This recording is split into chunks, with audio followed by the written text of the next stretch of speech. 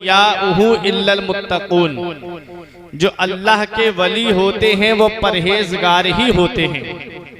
परहेजगार ही अल्लाह के वली होते हैं, तकवे वाले ही अल्लाह के वली होते हैं, मुत्तकी ही अल्लाह के वली होते हैं।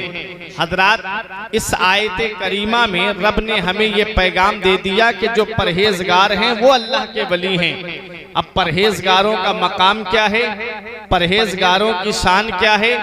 16वां पारा सूरह मरियम, रब कुरान में फरमाता है यौमा नहशुरुल मुत्तकीना इलर रहमान वफदा। रब फरमाता है कि हम कयामत के दिन वलियों को अपनी बारगाह में दूल्हा बना करके बुलाएंगे। कयामत के दिन हम वलियों को अपनी बारगाह में दूल्हा बना करके बुलाएंगे। अब मुझे बताओ हाजीपुरवा के जिंदा दिल मुसलमानों कि आज दुनिया का जायजा लीजिए, दुनिया के अंदर क्या माहौल है। बारात अगर बगैर दूल्हा के चली जाए तो क्या उस बारात की इज्जत होती है? क्या उस बारात की कोई खातिर होती है? आप कहोगे नहीं मौलाना साहब, हमारे यहाँ का उसूल तो ये है, हमारे यहाँ का तरीका तो ये है कि अगर बारात बगैर दूल्हा के चली जाए तो उस बारात की कोई इज्जत नहीं होती। उस बारात को ना तो नाश्ता मिलता है, उस बारात को ना तो खाना मिलता है। जब तक दूल्हा के गाड़ी पे नजर नहीं पड़ जाती तब तक बारातियों की कोई इज्जत नहीं होती। ये दुनियावी मामला है। मैं तकरीब फहिम के लिए आपको समझाने की कोशिश कर रहा हूँ कि बारात दुनिया में अगर बगैर दूल्हा के चली जाए तो उस बारात की कोई इज्जत नहीं होती है। हज़रात, रब कुरान में फरमाता है हम कयामत के दिन वलियों को अपनी बारगाह में दूल्हा बना करके बुलाएंगे। जब औलियाए किराम दूल्हा बन के जा रहे होंगे तो उनके बाराती कौन होंगे? अरे उनके बाराती हम ही तो होंगे जो वलियों को मानते हैं, जो वलियों की बारगाह में खिराज अकीदत पेश करते हैं, वही तो उनके बाराती होंगे। अरे जब दुनिया में बारात अगर बगैर दूल्हा के चली जाती है तो उस बारात की कोई इज्जत नहीं होती है।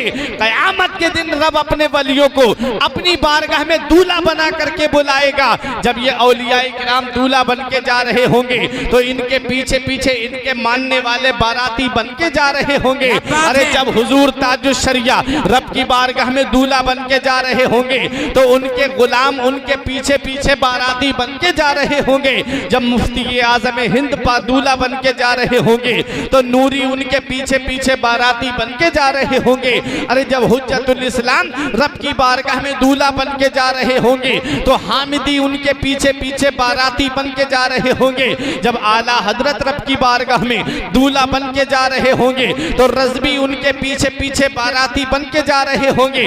और आगे बढ़ो, जब वारिसे पाक रब की बारगाह में दूल्हा बन करके जा रहे होंगे तो वारिसे पाक से मोहब्बत करने वाले उनके पीछे पीछे बाराती बन के जा रहे होंगे। और आगे बढ़ो, जब साबिरे पाक कलियरी रब की बारगाह में दूल्हा बन के जा रहे होंगे तो साबिरी उनके पीछे पीछे बाराती बन के जा रहे होंगे। अरे जब महरेरा शरीफ के आले रसूल रब की बारगाह में दूल्हा बन के जा रहे होंगे तो आले रसूल से मोहब्बत करने वाले उनके पीछे पीछे बाराती बन के जा रहे होंगे। जब बिलगिराम शरीफ की सरजमीन पर हुजूर साहिब दावत सुगरा रब की बारगाह में दूल्हा बन के जा रहे होंगे तो उनके गुलाम उनके पीछे पीछे बाराती बन के जा रहे होंगे। जब मीर मोहम्मद तैयब रब की बारगाह में दूल्हा बन के जा रहे होंगे तो तैयबी उनके पीछे पीछे गुलाम बन के जा रहे होंगे। जब मीर अब्दुल वाहिद बिलगिरामी रब की बारगाह में दूल्हा बन करके जा रहे होंगे तो वाहिदी गुलाम उनके पीछे पीछे बाराती बन के जा रहे हैं। नारे तकबीर, नारे रिसालत, मसलके आला हज़रत, ताजदारे करबला, खानदाने अहले बैत, फैज़ाने औलियाए किराम, औलादे इमाम हुसैन, सैयद सरकार हुसैन मिल्लत। क्या बात है, सुभान अल्लाह।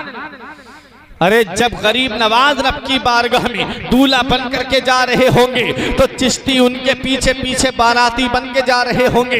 जब जुनैद बगदादी रब की बारगाह में दूल्हा बन के जा रहे होंगे तो जुनैद बगदादी से मोहब्बत करने वाले उनके पीछे पीछे बाराती बन के जा रहे होंगे। जब तारिकुस सल्तनत मखदूम अशरफ जहांगीर सिमनानी रब की बारगाह में दूल्हा बन के जा रहे होंगे तो उनके सच्चे गुलाम उनके पीछे पीछे बाराती बन के जा रहे होंगे। जब गौसे आजम रब की बारगाह में दूल्हा बन के जा रहे होंगे तो कादरी गुलाम उनके पीछे पीछे बाराती बन के जा रहे होंगे, दूल्हा बनाए जाएंगे। जब गौस हश्र में दूल्हा बनाए जाएंगे, जब गौस हश्र में हम कादरी भी जाएंगे उनकी बारात। सुभान अल्लाह सुभान अल्लाह। हम कादरी भी जाएंगे उनकी बारात में। फरिश्तों रोकते क्यों हो हमें जन्नत में जाने से? ये देखो हाथ में दामन है किसका? गौसे आजम का। सुभान अल्लाह। ये देखो हाथ में दामन है किसका? गौसे आजम का। हजरात, तो औलियाए किराम जो होते हैं वो परहेजगार होते हैं, मुत्तकी होते हैं। औलियाए किराम अपने रब के फरमान पे अमल करने वाले होते हैं, रसूल की सुन्नतों पे अमल करने वाले होते हैं। ये पैगाम ताजुश शरिया कॉन्फ्रेंस है। आओ मैं आपको बता दूं ये औलियाए किराम कौन होते हैं, फिर आपको ताजुश शरिया का पैगाम मैं दे करके आपके सामने से रुखसत हो जाऊं। हजरात, ये औलियाए किराम को जो इतना बड़ा मनसब मिलता है, जो इतना बड़ा मकाम मिलता है, ये मकाम कैसे मिलता है? हदीस कुदसी है। रब इरशाद फरमाता है, रब ने इरशाद फरमाया कि मेरे बंदे नवाफिल के जरिए मेरा कुर्ब हासिल कर लेते हैं। हजरात, वो रातों रात रब की इबादत करते हैं, वो रातों रात अपने रब को याद करते हैं। हजरात, जिन गौसे आजम के नाम का हम खुतबा पढ़ते हैं, जिन गौसे आजम की बारगाह में हम खिराजे अकीदत पेश करते हैं, कभी मेरे गौस की हिस्ट्री पे गौर कर लिया करो, कभी मेरे गौस की जिंदगी मुबारका पे गौर कर लिया करो।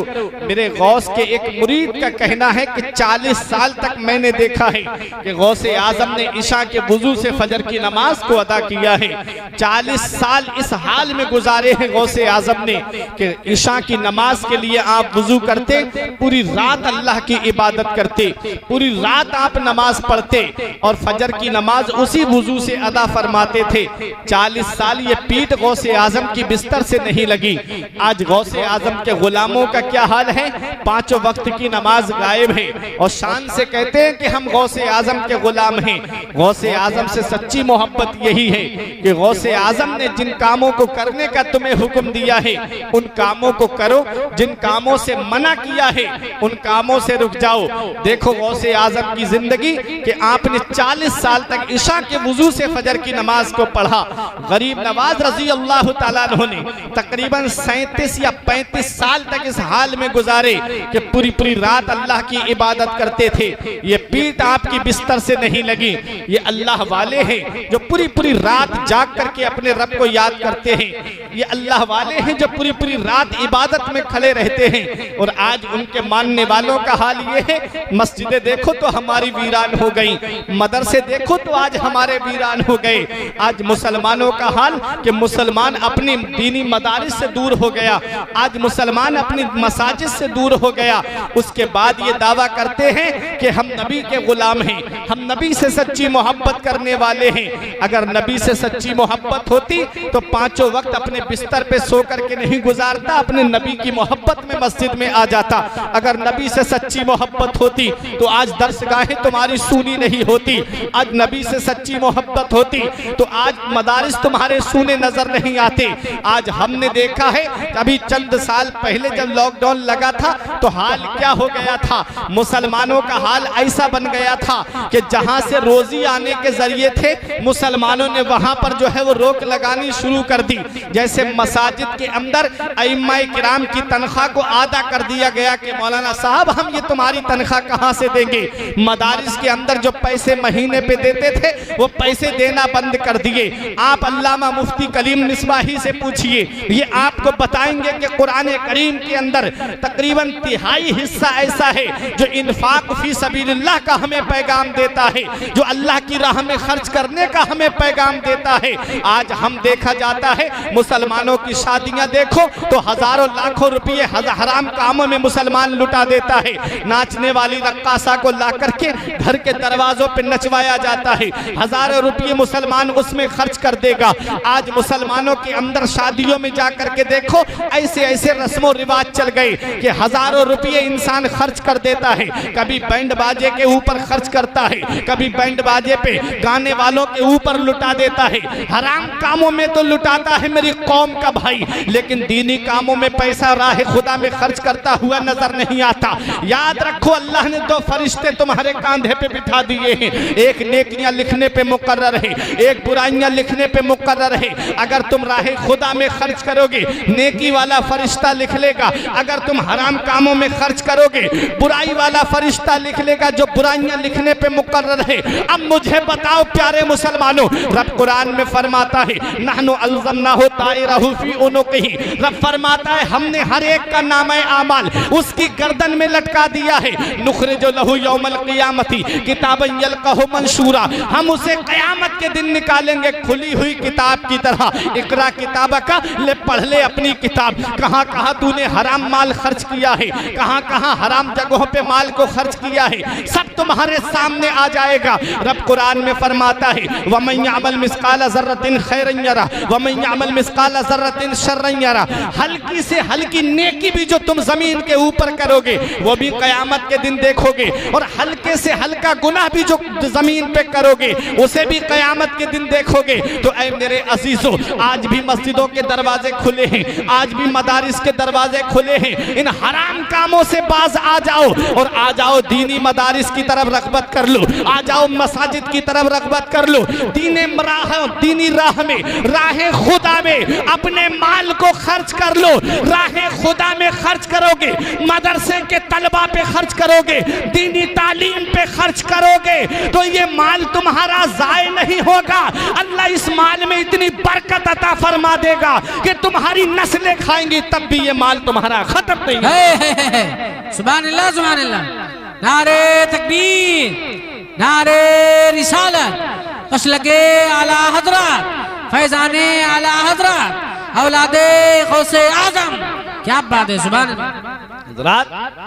आज दुनिया तुम्हारे मसाजिद के पीछे पड़ी है, आज दुनिया तुम्हारे मदारिस के पीछे पड़ी है। अब मुसलमान भी उसकी तरफ तवज्जो नहीं देगा तो वो दिन दूर नहीं है कि न संभलोगे तो मिट जाओगे हिंदी मुसलमानों, न संभलोगे तो मिट जाओगे हिंदी मुसलमानों। तुम्हारी दास्ता तक भी न होगी दास्तानों में। इसलिए आज भी वक्त है, आ जाओ और मुत्तहिद होकर के एक प्लेटफार्म पे खड़े हो जाओ और मसलकी आला हजरत के झंडे के साए में खड़े हो जाओ और दुनिया वालों को ये पैगाम दे दो कि मसलके आला हजरत ही है दीन हक। इसकी हद से जो बाहर निकल जाएगा कल बरोज़े क़यामत खुदा की कसम नारे दोज़ख में जाके वो जल जाएगा। क्या बात है, क्या बात है, सुभान अल्लाह।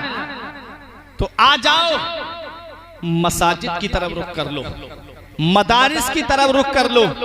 आज दीनी दरसगाहें हमसे महरूम हो गई। आज हमने अपने बच्चों को दीनी तालीम में भेजना तक गवारा नहीं किया है। हम चाहते हैं कि हमारे बच्चे जो हैं वे बेहतरीन मास्टर बन जाएं, बेहतरीन इंजीनियर बन जाएं, बेहतरीन डॉक्टर बन जाएं। मैं मना नहीं करता कि अपने बच्चों को डॉक्टर ना बनाओ, मैं मना नहीं करता कि अपने बच्चों को इंजीनियर ना बनाओ, मैं मना नहीं करता कि अपने बच्चों को प्रोफेसर ना बनाओ, बनाओ, लेकिन उससे पहले अपने बच्चों को हाफिज़े कुरान बनाओ, उससे पहले अपने बच्चों को आलिम दीन बनाओ। कहीं ऐसा ना हो कि इधर जनाजा उड़ता हो उधर औलाद जमीन के लिए बंटवारा करती हो। इस हाल में अपनी औलाद को छोड़ करके जाओ कि जब तुम्हारा जनाजा उठता हो तो बेटा बंटवारे का झगड़ा ना करता हो बल्कि सरहाने बैठ करके सूरह यासीन की तिलावत करता हो। क्या बात है, इस हाल में अपनी औलाद को दुनिया में छोड़ के जाना ताकि जब तुम्हारा जनाजा उठे तो यही बेटा जो है तुम्हारे लिए ईसाले सवाब करता नजर आए। क्या बात है। वो औलाद क्या ईसाले सवाब करेगी जिसे ये भी पता नहीं कि सूरह यासीन शरीफ कौन से पारे में है। इसलिए ऐ मेरे अजीजों ये मदारिस हैं, ये मदारिस ही के पढ़े लिखे लोग हैं कि जो आज अल्हम्दुलिल्लाह ये नाकिसुल इल्म जो आपके सामने बोल रहा है, ये भी तो एक मदरसे का पढ़ा हुआ है। अल्लामा कलीम मिसबाही की तकरीर आपने सुनी, ये भी तो अल्हम्दुलिल्लाह एक अजीम मदरसे से फारिग हैं। आप देख रहे हैं ये शायर इस्लाम निज़ामी, ये भी तो एक अजीम मदरसे से फारिग हैं। मौलाना सलमान साहिब किबला, ये भी तो एक मदरसे से फारिग हैं। आप इन उलमाए किराम को देखो कि जो मदरसे से फारिग है और कैसे दीन का काम करते हुए नजर आ रहे हैं। मैं मानता हूं कि बेटा आलिम बन जाएगा या हाफिज बन जाएगा तो वो पैसे जरूर कम कमाएगा, लेकिन याद रखना उसमें इतनी बरकत होती है। मैंने देखा है कि आलिम की तनख्वाह कितनी होती है मदरसे के अंदर। कोई बहुत बड़ा सदरुल मुदर्रिसीन के मनसब पे फाइज है तो बहुत ज्यादा तनख्वाह है, प्राइवेट मदरसा है तो 10,000 तनख्वाह रख ली जाती है, या इससे ज्यादा 12,000 तनख्वाह रख दी जाती है, इससे ज्यादा तनख्वाहें नहीं होती है। और इमामों की तनख्वाह का क्या हाल है, आप जाकर के देखें। एक जॉब करने वाला, एक नौकरी करने वाला, दूसरे के यहाँ पर मुलाजिमत करने वाला, वो उसकी तनख्वाह ज्यादा होगी लेकिन मस्जिद के इमाम की तनख्वाह कम होगी।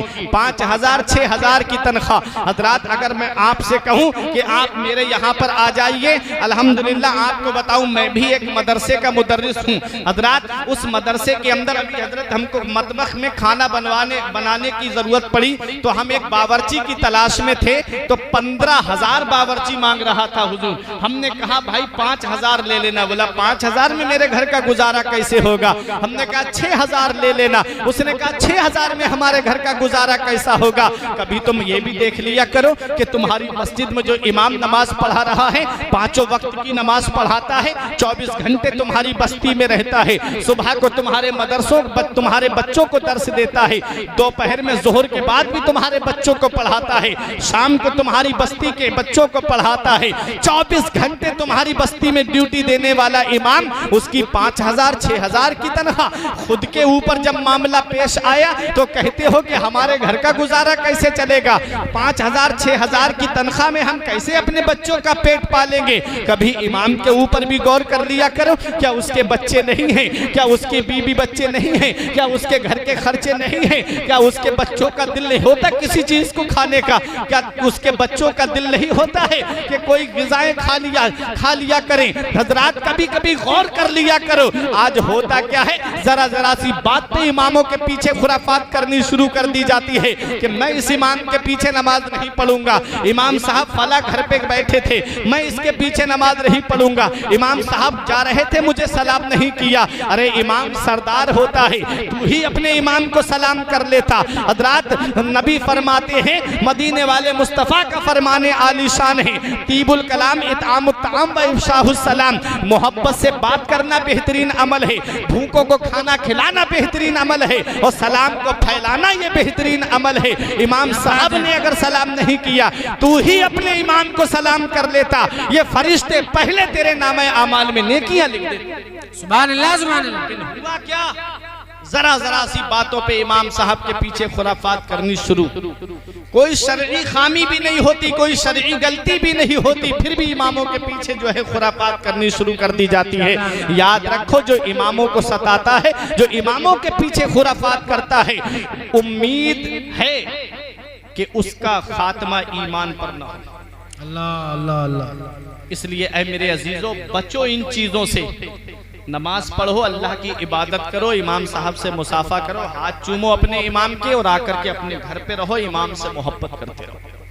नबी फरमाते हैं, उगुदु आलिमन औ मुतअल्लिमन औ मुस्तमिअन औ मुहिब्बन फला तकुनिल खामिस फतहलिक। नबी ने फरमाया, तुम सुबह इस हाल में करो कि तुम आलिम हो, या तो तुम आलिम बन जाओ, और अगर आलिम ना बन सको और मुतअल्लिमन तो इल्म दीन हासिल करने वाले बन जाओ। क्या बात है, तालिबे इल्म बन जाओ। और जो तालिबे इल्म होता है उसकी शान बहुत बुलंद होती है। आलिम का तो मकाम है ही बहुत बुलंद, आलिम का मर्तबा है ही बहुत बुलंद। नबी फरमाते हैं, फजलुल आलिम अलल आबिद का फजली अला अदनाकुम। नबी ने फरमाया, आलिम की फजीलत आबिद के ऊपर ऐसी है जैसे मेरी फजीलत तुम में सबसे अदना के ऊपर। आलिम का तो मकाम ही बुलंद है। अगर आलिम नहीं बन सकते तो तालिबे इल्म बन जाओ। और तालिबे इल्म दीन हासिल करने वाले की शान क्या होती है। नबी फरमाते हैं मन सलका तरीकन यल्तमिसु फीहि इल्मन सहलल्लाहु तरीकन इलल जन्ना। जो इल्म हासिल करने के लिए रास्ता चलता है, अल्लाह ताला उसके लिए जन्नत का रास्ता आसान फरमा देता है। सुभान अल्लाह, सुभान अल्लाह। आगे मदीने वाले मुस्तफ़ा ने एक हदीस पाक में फरमाया, उतलुबुल इल्मा मिनल महदी इलल लहद। इल्म दीन हासिल करो माँ की गोद से कब्र की गोद तक। कोई कैद नहीं है कि आप अब बुजुर्ग लोग जो नमाज याद नहीं करते उनसे कहा जाए नमाज याद करो, कहते हैं अब हमारी उम्र कहाँ रही। नबी फरमा रहे इल्म दीन हासिल करो माँ की गोद से कब्र की गोद तक। वही बुजुर्ग जो कहते हैं कि अब हमको याद नहीं होगी, उनकी दुकान पे जाकर के बैठ जाना, वो सुबह से लेके शाम की पूरी सौदा बता देंगे कि फला इतनी सौदा उधार लेके गया है, फला के ऊपर इतने पैसे आ रहे हैं, फला ने इतने पैसे दिए थे, अभी इतने पैसे बाकी रह गए, सारा पूरा हिसाब पूरे दिन का बता देंगे। ये हिसाब याद हो जाता है उन्हें। हालांकि बताया जाता है, उलमाए किराम बताते हैं कि किताबों में सबसे आसान किताब कुरान पाक है। इंसान एक पारा पढ़ ले पूरा कुरान अपने आप पढ़ जाएगा। सिर्फ एक पारा पढ़ ले पूरा कुरान अपने आप पढ़ लेगा। वो कुरान इन्हें याद नहीं होगा। घर के सामान जो है सारे सामान इनको याद हो जाते हैं। बाजार सौदा लेने जाएंगे तो सारी चीजें खरीद के ले आएंगे, एक एक पैसे का हिसाब अलग अलग दे देंगे। अगर याद नहीं होगा तो कुरान इन्हें याद नहीं होगा, अगर याद नहीं होगी तो नमाज इन्हें याद नहीं होगी। इसलिए ऐ मेरे अजीजों, आओ मस्जिद के इमामों की तरफ अपना रुख करो, नेक लोगों के पास में बैठा करो। हजरात गिरामी, नबी फरमाते इल्म दीन हासिल करो माँ की गोद से कब्र की गोद तक। कोई कैद नहीं है। और इल्म हासिल करने वाले की शान ये होती है, जब इंसान इल्म हासिल करने के लिए चलता है तो अल्लाह के फरिश्ते उसके नीचे अपने नूरानी कदमों के नीचे अपने नूरानी परों को बिछा देते हैं। सुभान अल्लाह, सुभान अल्लाह। तो अपने बच्चों को इल्म दीन हासिल कराओ और खुद भी दीनी तालीम हासिल करो। ये मत देखो उम्र कितनी हो गई, वक्त निकालो। अगर दिन भर काम करते हो तो शाम को थोड़ी देर जाकर के इमाम साहब से कुछ पढ़ लिया करो। इल्म दीन हासिल करते हुए मौत आ गई तो मैं आपको एक बात बता दूं, नबी की बारगाह में एक सहाबी बैठे हुए थे, मलकुल मौत आ गए। हजरत इजराइल ने आकर के कहा, या रसूल अल्लाह, ये जो आपके पास में आपके सहाबी बैठे हैं इनका इंतकाल होने वाला है, मैं इनकी रूह कब्ज करने वाला हूं, आप इन्हें बता दीजिए। नबी ने उन सहाबी को बताया, सहाबी तुम्हारा इंतकाल होने वाला है। उन सहाबी ने कहा, या रसूल अल्लाह, मेरा इंतकाल होने वाला है? फरमाया हाँ। उन सहाबी से नबी ने फरमाया, तुम जो करना चाहते हो चंद लम्हों में कर लो। उन्होंने ये नहीं कहा या रसूल अल्लाह मैं घर वालों से बात करना चाहता हूँ। उन्होंने ये नहीं कहा या रसूल अल्लाह मैं अपने घर वालों को एक नजर देखना चाहता हूँ। उन्होंने ये नहीं कहा मैं अपनी दौलत को देखना चाहता हूँ। उन्होंने ये नहीं कहा मैं अपनी प्रॉपर्टी को देखना चाहता हूँ।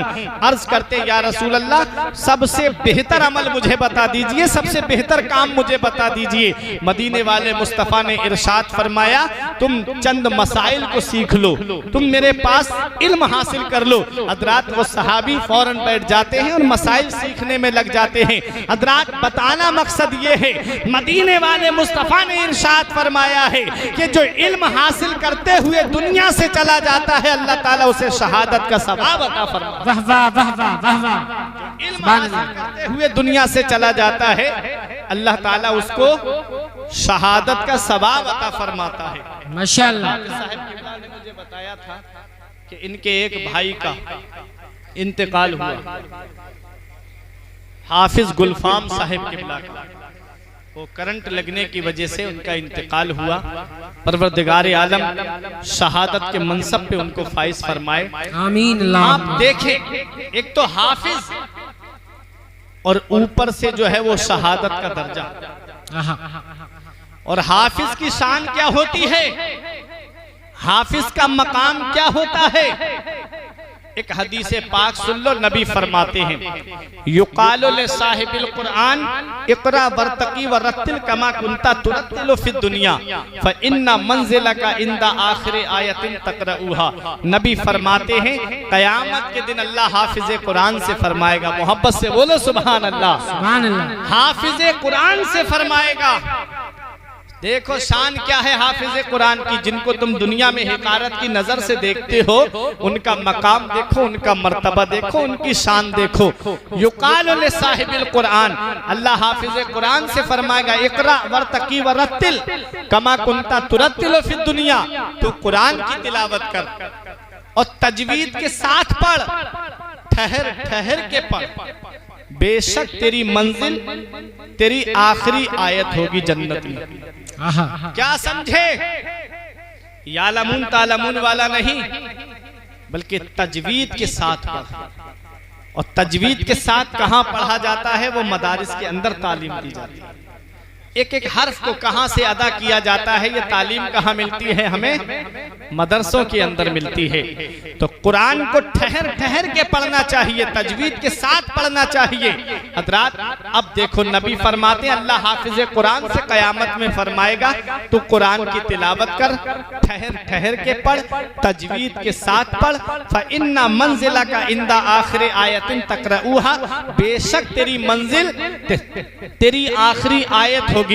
मतलब क्या है? मतलब ये है कि हाफिज कुरान पढ़ेगा बिस्मिल्लाहिर्रहमानिर्रहीम, जन्नत में एक दर्जा बुलंद हो जाएगा। पढ़ेगा अल्हम्दुलिल्लाहि रब्बिल आलमीन, दूसरा दर्जा बुलंद हो जाएगा। पढ़ेगा मालिक यौमिद्दीन, तीसरा दर्जा बुलंद हो जाएगा। उलमाए किराम फरमाते पूरे कुरान में 6666 आयतें हैं।